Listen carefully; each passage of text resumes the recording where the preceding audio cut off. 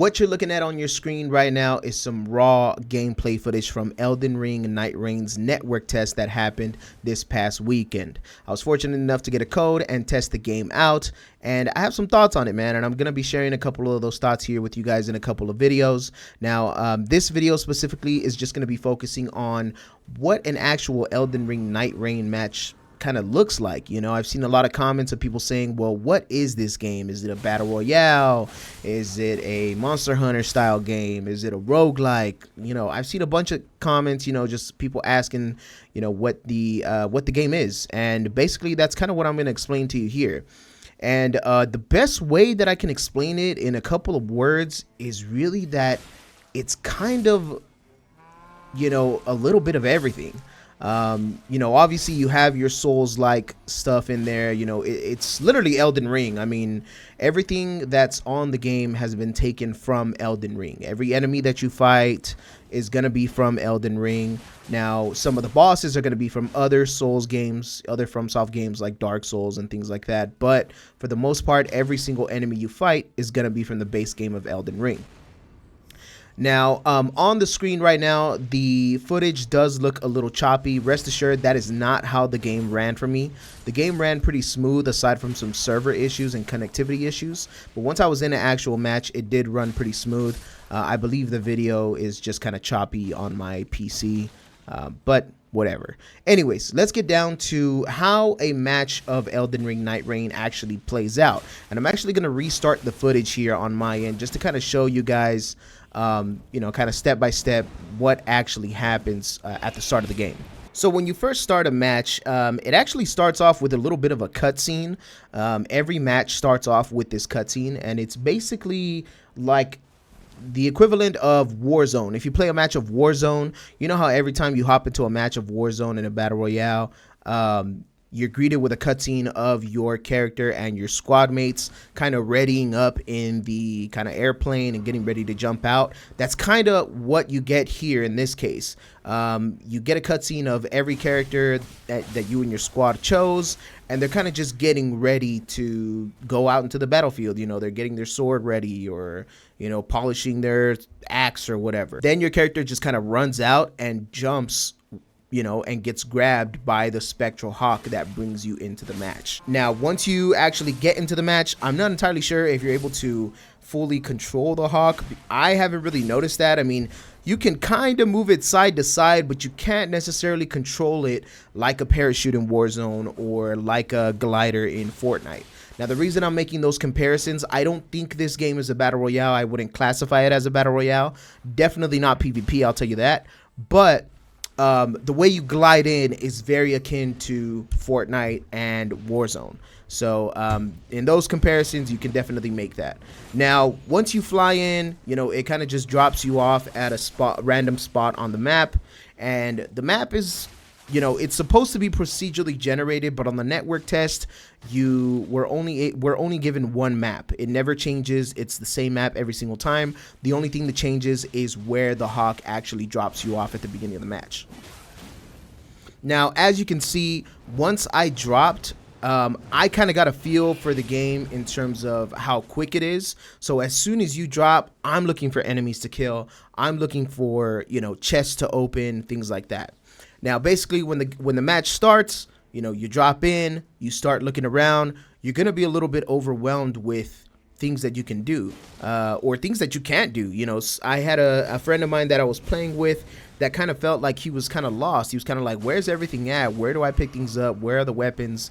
You know, and I think it's going to hit everybody different. Some people are going to be overwhelmed, and some people are going to feel like the map is just not populated enough. You know, everything is kind of spread around the map. So basically what happens is you drop into a match, you know, you look around, you start to find buildings, you start to find, you know, small crumbled castles, even small dungeons like the one we're looking at right now. And each one of these buildings and dungeons is going to have loot inside.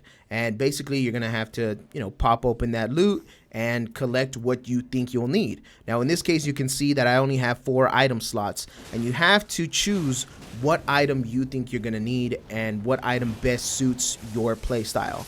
A lot of people like to pick up the greases, you know, like fire grease, to apply fire to their weapon. Same for magic, same for lightning, things like that. I really enjoyed these things right here. The warming stones, you drop that on the ground and it heals your HP. So when you're out of flask, you can just kind of sit in there and, you know, heal yourself up. Or if you don't want to use a flask either, because the flasks, like in the base game, are limited.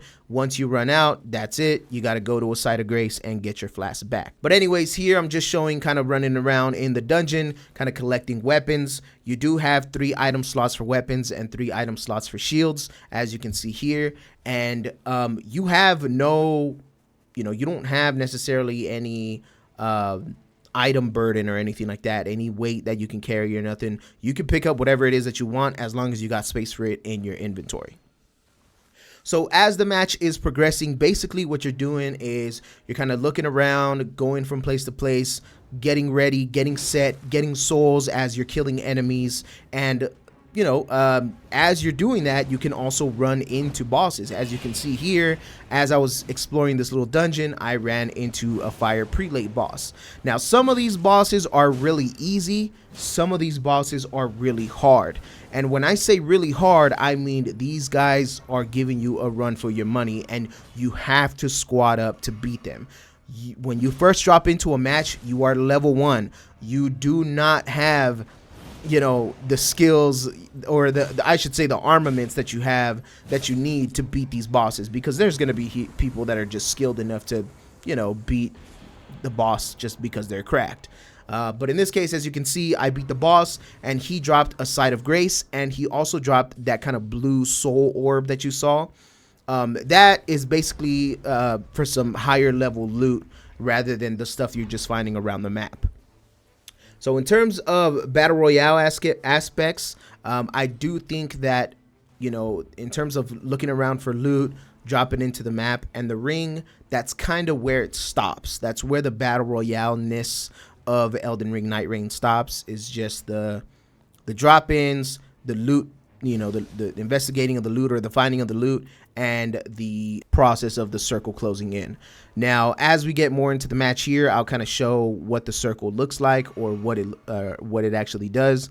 It's basically like a battle royale. Basically, when the circle closes, you know, you get caught in the storm, you start to lose your health, you got to run in before the storm actually, you know, closes on you and kills you. Now, as you looking around and, you know, doing all that stuff, I don't know if you guys noticed, but on the top right hand corner, it tells you that the rain is growing stronger. That means that the circle is starting to close in. Now, I don't have my map open right now, but when I open the map later in the game, you're going to be able to see the circle of where it wants you to stay in and where the rain is coming in from. You know, as you're doing that, you got to make your way into the ring. And as you're in the ring, you still got to continue to just be fighting people. You got to collect souls as much as you can. If you see a group, it's not like in the base game where you would see a group of stragglers and you're just like, whatever, like I don't need to fight them. I don't need the souls. No, in this game, I would highly recommend that you fight every single person that you see to get the amount of souls that you need. Now, as you can see here, there are Everjails scattered around the map, and the person that I was matched up with started the Everjail boss fight. So I caught up to her and I just kind of started helping her with this Crucible Knight. And like I said, you know, as you can see here, I'm not doing a lot of damage to this Crucible Knight. He was already kind of whooping on this Duchess that I was playing with, so I had to come in and help, and I had to, you know, kind of help her do her thing against him. And it's not necessarily that the Crucible Knight itself is super strong. It's more so that your character is really weak. Now, when I got to a site of grace and I had those souls on the top right hand corner that you see, I leveled myself up to level 3, and the max level is level 15. And it's literally, it's quick. You know, you go to a site of grace, boom, boom, boom, you put your level. It's no like stats that you got to put into or nothing like that. Now, I know a lot of people are skeptical of that, but hey, this is a very, very fast paced game. You know, every match is going to take you, if you make it to day 3, every match is going to take you to about 45 minutes. If you don't make it to day 3, then obviously it'll take you about 20-30 minutes, depending on how long you survive. Now, getting back to how the actual game plays out. So, as you are kind of going through the actual game, You swoop in, you drop in, you gather all your, mats and all that, or not your mats, I'm sorry. You gather all your weapons and souls. You start killing people. As you can see here, I am leveling up. That's how quick it is, just like that. As you're doing that and as the circle is closing in, as you can look at the sky, it is starting to become sunset.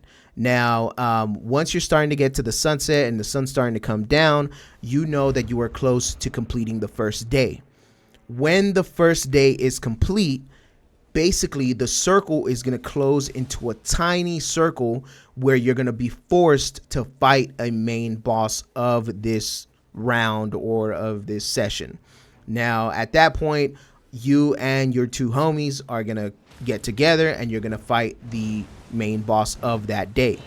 In this case, I think we fought the centipede demon. I don't know if in the footage I got that far, but basically the circle is going to close to a tiny circle. You're going to fight the main boss. Once you're done with that boss, the circle essentially dissipates and it disappears and the map is open for you again.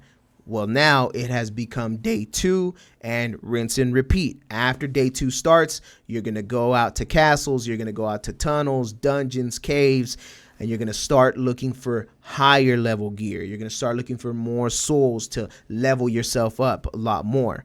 That's typically what you're going to be doing every single match is jump in, look for shit, get shit, level up, fight bosses until you get to the end of the first day. Once you're done with the first day, fight that boss with your homeboys or your homegirls, whatever it is. And then once you're done with that, start the next day and fight again and look for more loot again. Rinse and repeat until you get to the end of day 2.